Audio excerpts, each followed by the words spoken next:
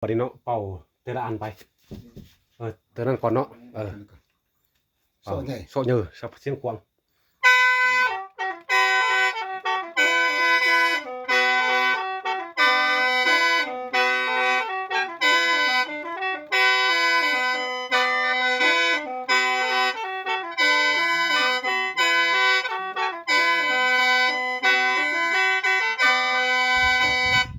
วันนี้จดน้อย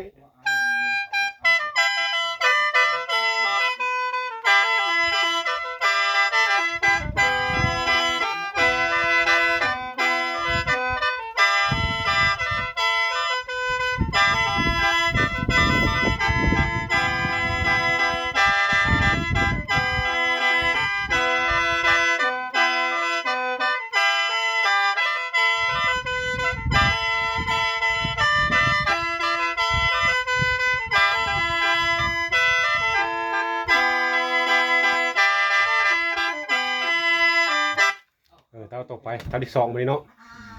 ลงเต้าที่สองเด้อเสียงตาเลยนั่นเนอะ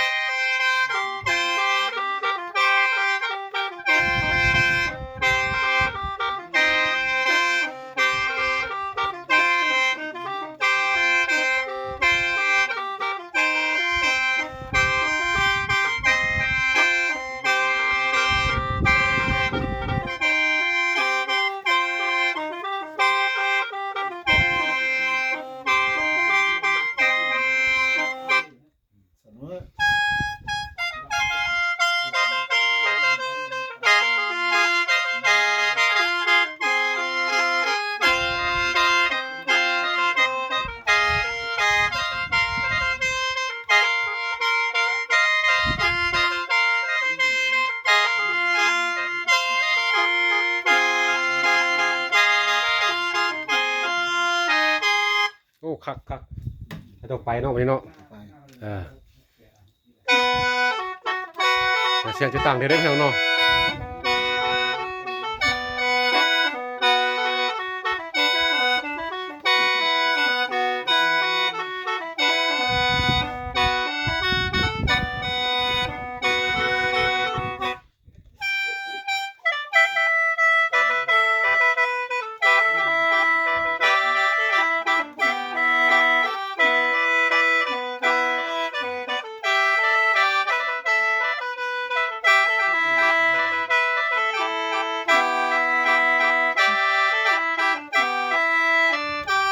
โอ้คักมวนหลายเสียงง่ายตัวที่สี่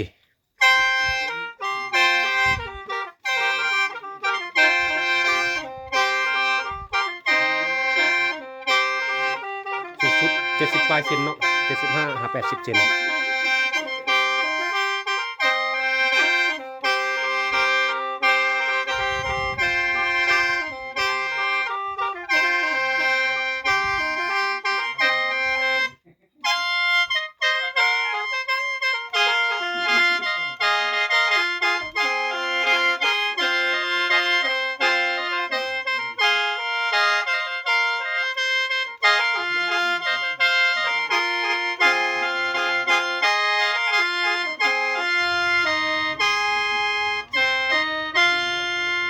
โอ้คักเนาะนี่เป็นอยู่เสียงนี่มันมีสี่ซุ้มเนาะแคนสูงสุดเท่าไหร่ยาวนี่ความยาวมันได้เท่าไหร่ตัวเยอะสุด75บ่70 เซนมีสองระบบนี้มี2ระบบนี้บ่แคนสั้นเนาะจะเอสประมาณ73 เซนบ่เนาะตัวอ่องใหญ่นี่มัน75ยังตุ่มซุ้มนึงเนาะเป็น5ซุ้มเนาะโอ้คักม่วนหลายพี่น้องเนาะแคนน้อยๆหมอลำ70คักสุดพี่น้องครับเสียงขวางเฮาเนาะเป่าอะไรก็ได้คือกันม่วนนี่เป็นอาจารย์บัววันเด้อสร้างแขนเนาะเพิ่นยังหนุ่มแต่ว่าเพิ่น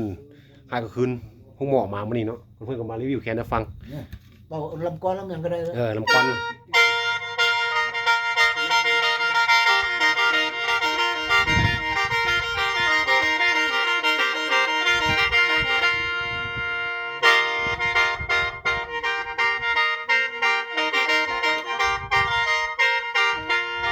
ก่อนพี่น้องเนาะ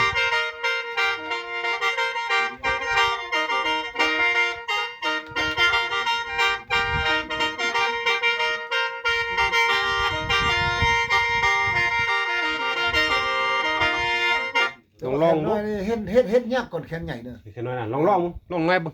คักบ่ล่ะ